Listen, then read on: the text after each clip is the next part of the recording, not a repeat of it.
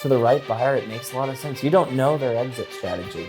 I am paying a premium for it, but I don't care. Equity comes, equity goes, but cash always flows. Guys, I am super excited to be sitting down again with Chris Allen. Chris, awesome to be here. This is your third interview here on the channel, and I just love sitting down and talking with you because every time I sit down with you and talk with you, I'm just so amazed at the progress you make. Yeah. And it was funny, we were joking before we turned the camera on, when you did your first deal, it was virtual in Indianapolis. Yes, it was. You sent me a screenshot, like, hey, here's my first wholesale deals a couple years ago, and it was like a $4,000 deal. Yeah, it was a $4,000 check. Yeah, and it was an agent deal, I think. Yeah, the double dip. Yep. And now you just did an $81,000 deal. And it was a listing on a luxury. It was a luxury listing here in Utah. Yeah.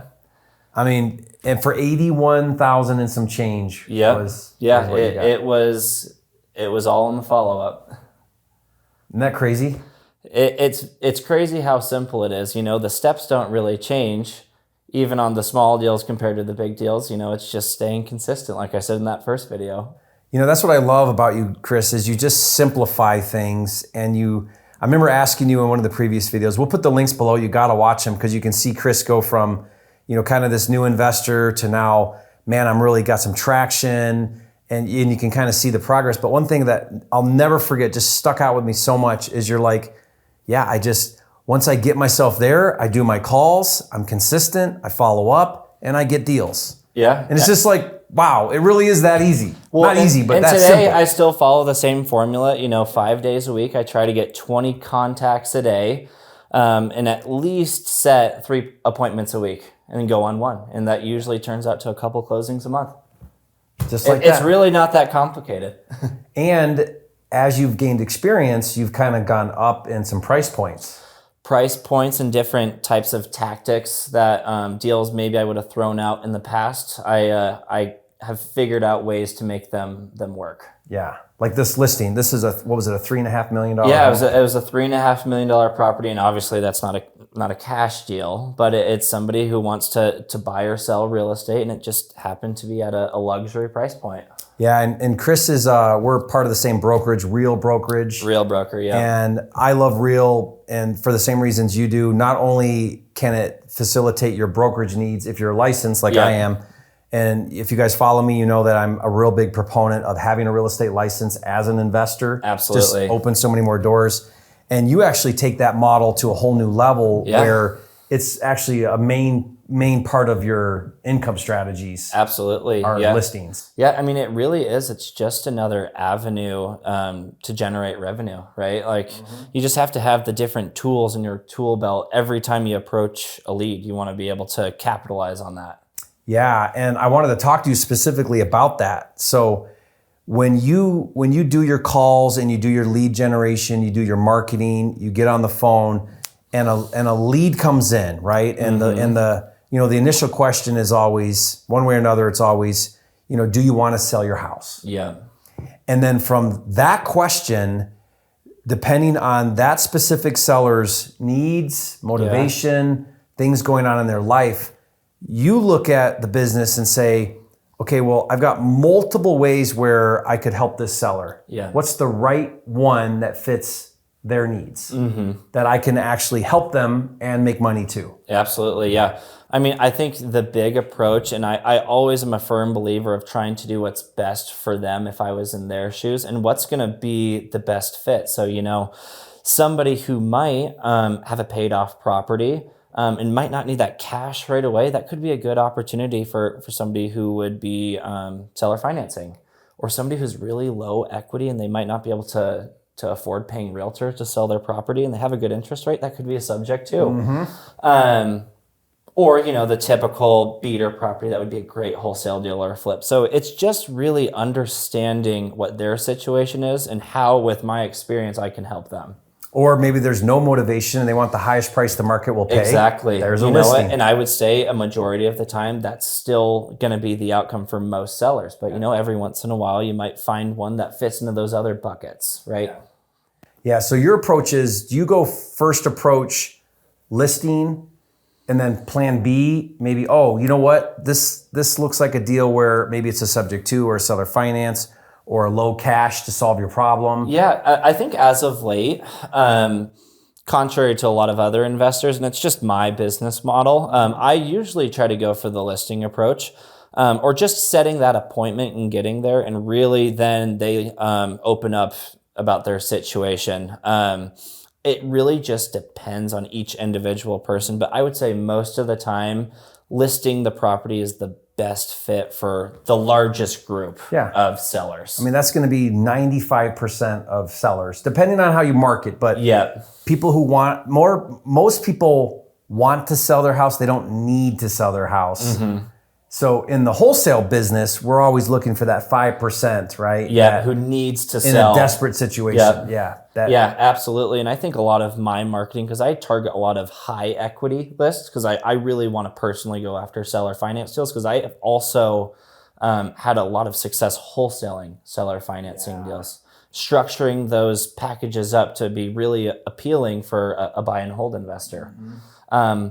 But a lot of times you'll end up finding people who don't have a ton of motivation, but they do want to sell their property, and listing is a good fit. Yeah, love that. So tell me about that. You like to go on appointment, right? You're in a local market. And you like to go on appointment. Why is that so much more effective than on the phone, trying to close on the phone? For me, in terms of if I am going to be listing the property, since that is one of my revenue streams, I've found that a lot of times sellers want to know their realtor. They want to see them, know that they're a real person, and you can build that trust. But I've had just personally better success closing direct to seller in person. Doesn't mean it's not possible virtually. I've done that a ton. However, with my conversion ratios, just being in front of the person, letting them know that I'm a real human being, not a robot, I've had a lot better success closing deals like that. Yeah, that's phenomenal. And tell everybody again, if this is the first time they've heard from you, you got started, how long ago was it? 3 years now? So it's been 3 years now. I started while I was still swimming in college. I remember that. Yeah. And full-time swimmer on a scholarship. Yeah, full-time. Wholesaling virtually in Indianapolis. Yeah, full-time Division I athlete, and I still managed to sling some deals virtually. And to my point, I never met those people, right? So it certainly is possible to do it, not ever meeting the seller. It's funny because you don't know how often I use you as an example, because I'll hear all the time people say all the reasons why they can't. I don't have time, or I've got these other obligations, or my job, or this and that. And I'm like, you know what? I know this scholarship swimmer on and you were taking full-time class too. Oh yeah. I mean, I was at least 50, 60 hours a week dedicated to school and swim at that point. And you were doing, I mean, I think at the time you had done 6 or 8 or, I mean, you were doing a few deals a month. Yeah. I was at that point, I was averaging about 1 a month consistently. I think it's possible for anyone. And I still, to this day, I was doing a lot of agent outreach then. That's still a huge strategy of mine, because now I have the credibility that other agents can see that I'm an agent who produces. And I go after these deals directly to other agents as well. So that's still a leg of my business, is agent outreach. I just now do it locally a lot more. Gotcha. And what's the business look like for you?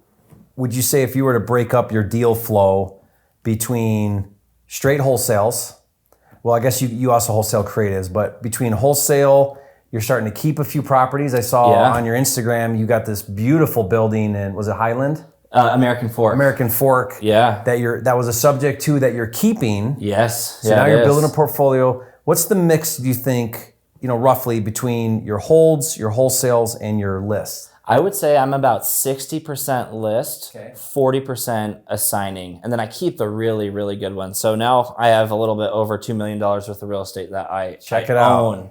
And now I've gotten to the point where that one I purchased, because I knew I was going to have some taxes to pay this year. And it made sense, and that helped me a lot with my tax bill. Yeah, because now you're taking advantage of those write-offs. Yeah, the depreciation and the interest I could write off. So tell me that deal, real broad numbers. It was subject to, but like what was your entry fee to get in? So this was cash flow. It was on the market.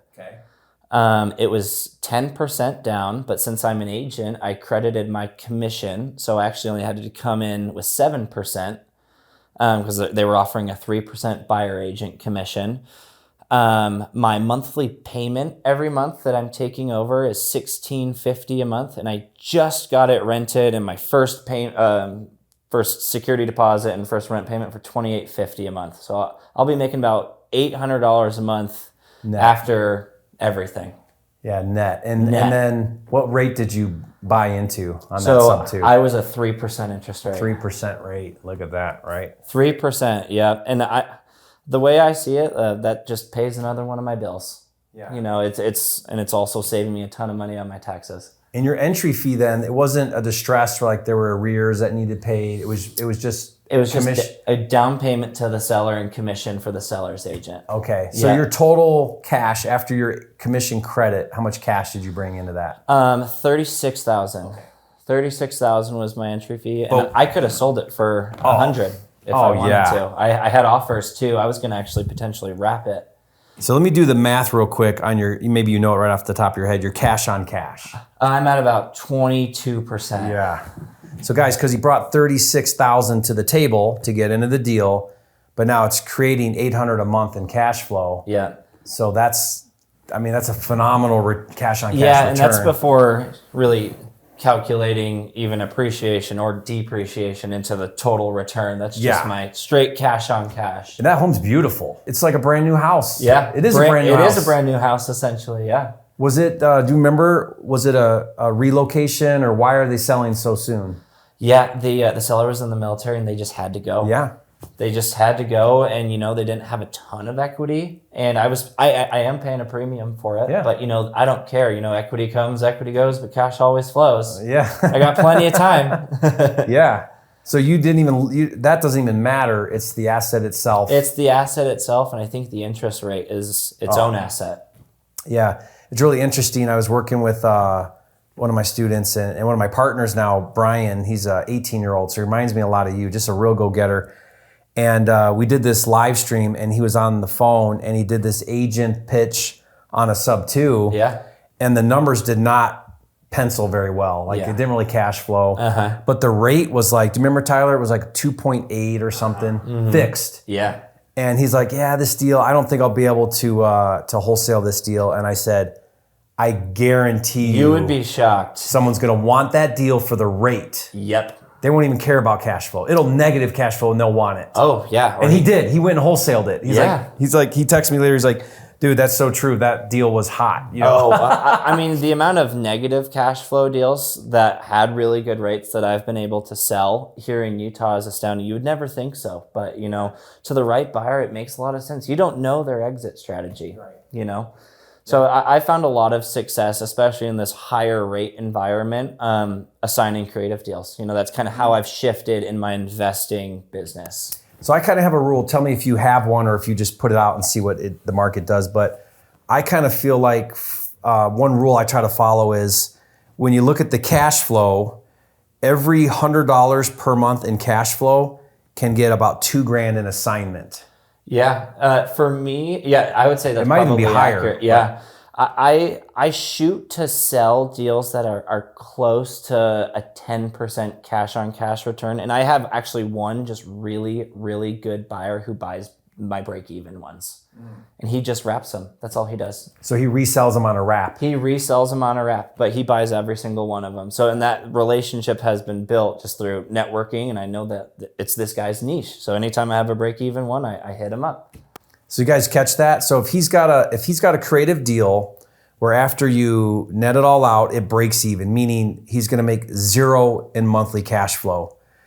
His buyer doesn't care, because what he's going to do is he's going to turn around and resell that subject to deal at a higher price, and he's going to wrap the difference between the underlying existing loan and a higher price. Exactly. With a higher rate. So now he creates cash flow where there wasn't before. He now becomes the bank. He just gets pure interest. He doesn't have to worry about repairs, maintenance, all that stuff. So that's his niche, and I know anytime I have a deal that fits that criteria, that's this guy's. Yeah. So, I mean, like a zero cash flow deal for most people watching this, they would think no one's going to want that deal. It doesn't make any money. Well, you just have to understand there are certain buyers and investors in the market that will want that deal. For sure. And this kind of just brings us back to our point of just understanding, one, the person you're working with or who you're trying to buy, and also what tools fit that particular deal and who's going to buy that deal. Yeah, really understanding that. Well, Chris, I'm just amazed at your success. I love how you've been able to just take these multiple different ways of putting deals together and allow that to really just blow up your business. Yeah, it's been a really good adjustment, but I've found that the more I educate myself, the more opportunities arise. Yeah, and tell me if it's changed, but what do you think is what's Chris Allen's superpower? Like, what makes you so special that in 3 short years, you're able to do so well in this business? What do you think you would give it to? I think it's just taking a lot of imperfect action. And people say that all the time, but as soon as I hear something new, I'm like, oh, I should go try that. I feel like I've tried a lot of things, but what it's done is it's educated me in areas that maybe people have so much analysis paralysis, they don't ever actually do anything. Yes. I send it. I try a lot of things and some things don't work, but the ones that do, it's a new tool that I could add in my tool belt, Yeah.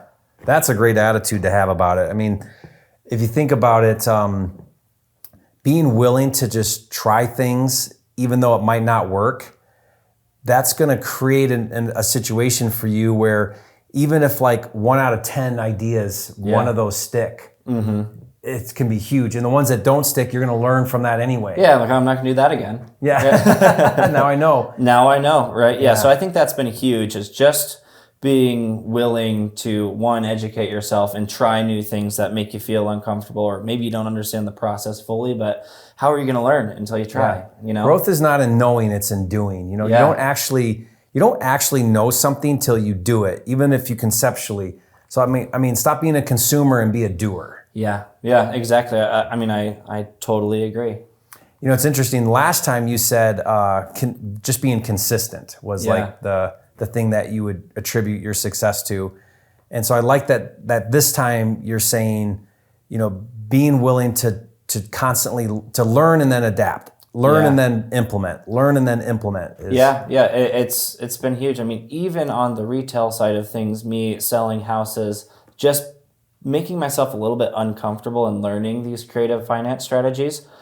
Typically listings that would have sat on the market for ages, I've been able to move much sooner than they would have with a traditional buyer, because now you're adding that value to the marketplace of, oh, this person doesn't need 2 years of income. And you can kind of create the terms that might fit that potential buyer. Yeah. So even if I'm not keeping it, I could still help my sellers move their properties quicker by knowing this stuff. Totally. Yep. So guys, by the way, if you have a real estate license and you want to use that in a higher capacity, be sure to check out, I'll put a link below where you can check out how to join my team. I'm with Real Brokerage, and you can even, we didn't talk about this, but you now have 10 agents, right? That are within your team that you're building. Yeah. And you get a residual income. So it's another income stream for you. Yeah. That's awesome. I make a few $1,000s a month off of just them doing deals, you know, and them being a part of my network. And they can do the same thing. Yeah, that's really cool to add that as well. So check that out if you guys are interested in that. If you don't have a real estate license, Chris and I would both highly recommend getting that. It just opens up so many more doors. Absolutely. You got to be super aware of which hat you're wearing. Am I representing the seller as an agent, or am I representing myself as an investor? But as long as you disclose that and are really clear about that, you can wear both hats. Right? Absolutely. Yeah. Maximize your return. That's it. It's all about that. So Chris, awesome. Last time was about a year ago. Can't wait to sit down with you as time goes on, if you're willing to continue to learn from you and see your progress. And Thank you for being an inspiration. A lot of people really are inspired by your success and how much you've been able to do so quickly and at such a young age. Yeah. Well, I'm super proud of you. Thank you. It's awesome. Awesome. Thank you, everybody. We'll see you on the next video.